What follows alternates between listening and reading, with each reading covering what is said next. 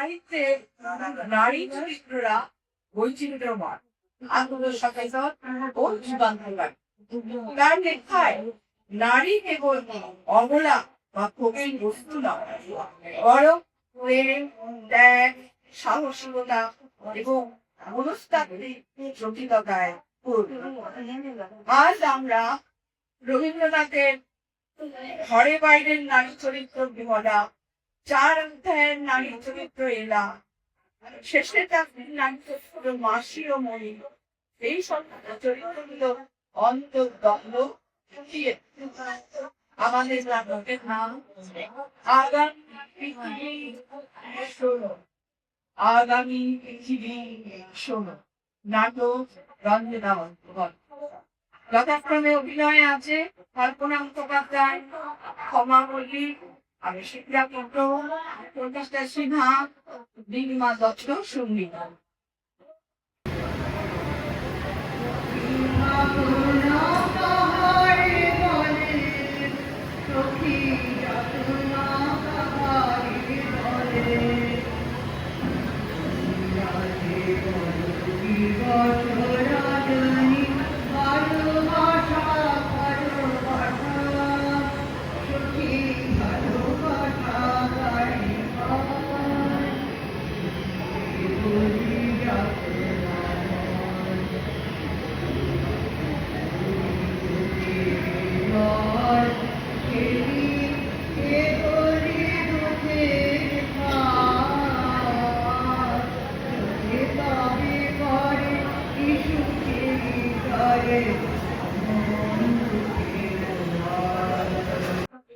আমি বিমলা, আমি এলা। স্বাধীনতার নামে আমাকে ব্যবহার করা হয়েছে। আমার তো তোমার মতো কোনো সামাজিক বন্ধন ছিল না। তবু মাঝে মাঝে মনে হয় কেন্দ্রলিক যে স্বদেশী আন্দোলনের চিত্র আমার সামনে তুলে ধরেছিলেন তা নিচে আনছে।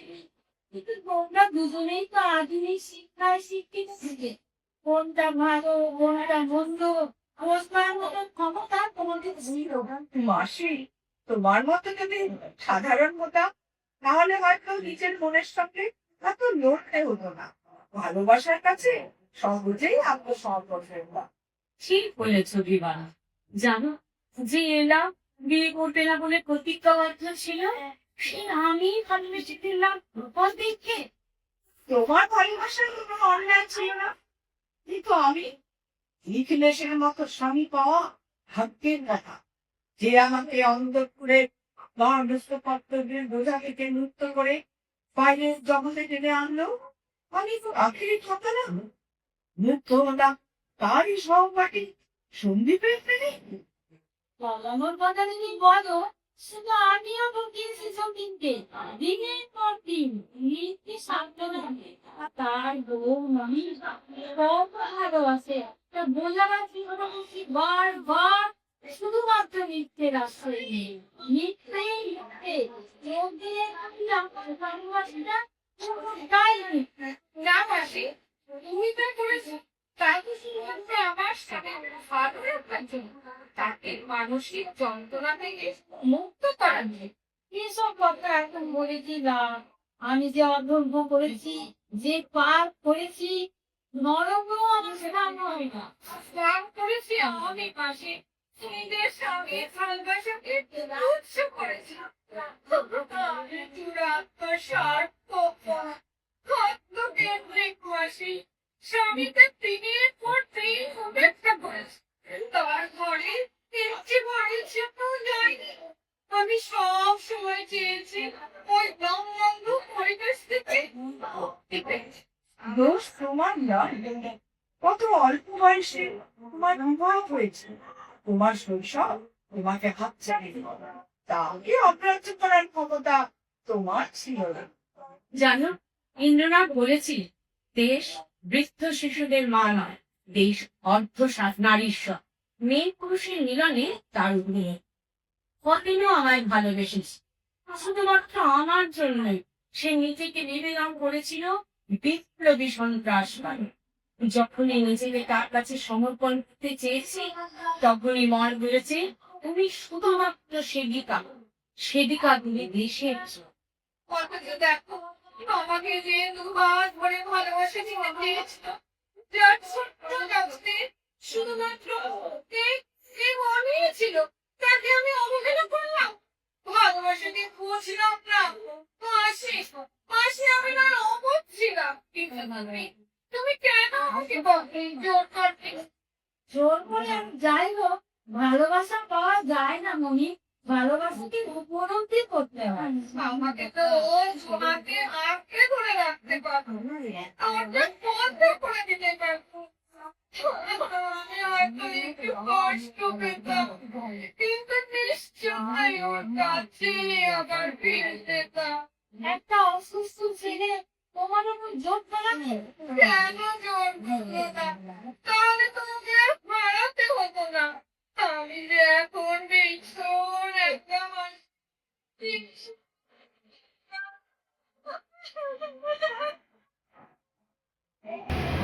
আমার প্রাণের পরে উড়ে গেল গে বসন্তের বাতাসটুকুর মতো, সে যে ছুঁয়ে গেল, নুয়ে গেল রে। ফুল ফুটিয়ে গেল শত শত, সে চলে গেল বলে গেল না, সে কোথায় গেল ফিরে এলো না। সে যেতে যেতে গেল, কি যেন গেল, তাই আপন মনে বসে আছি কুসুমনে, তাই আপন মনে বসে আছি কুসুমনে। প্রহর শেষের আলোয় রাখা সেদিন চৈত্র মাস, তোমার চোখে দেখেছিলাম আমার সর্বনাশ। আমার খেলা যখন ছিল তোমার ছাদে, তখন এ তুমি তাকে জানো, তখন ছিল না ভয়, ছিল না লাজুরি, জীবন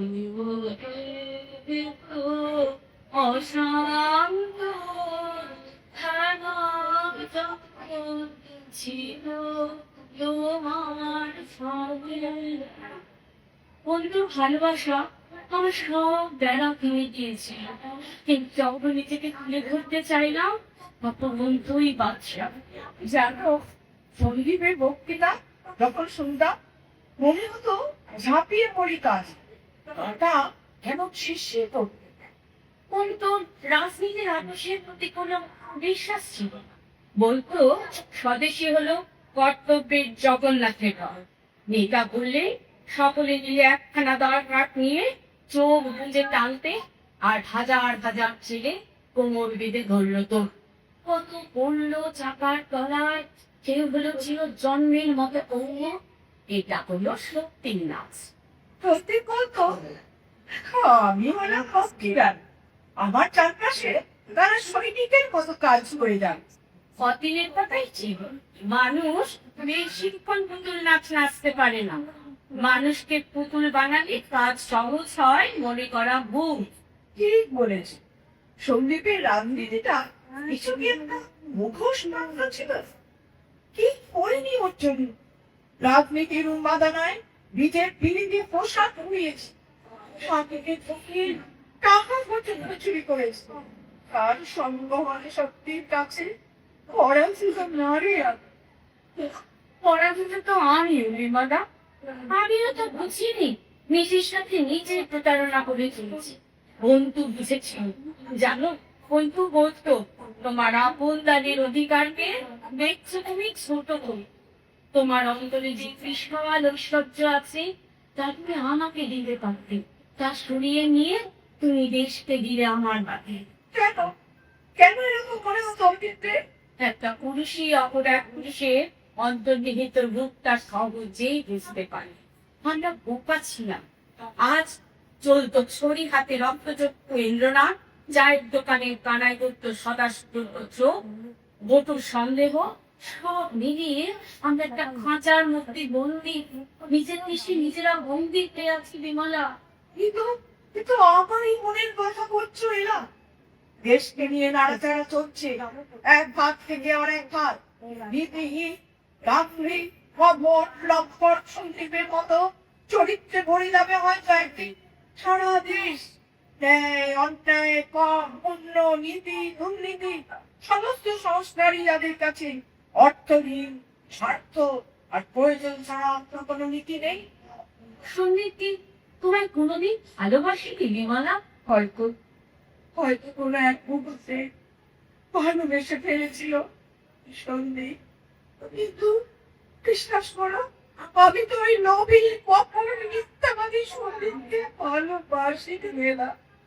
আমার ভালোবাসার মোহ ছিল একজন প্রকৃত দেশপ্রেমী সন্দীপের প্রতি।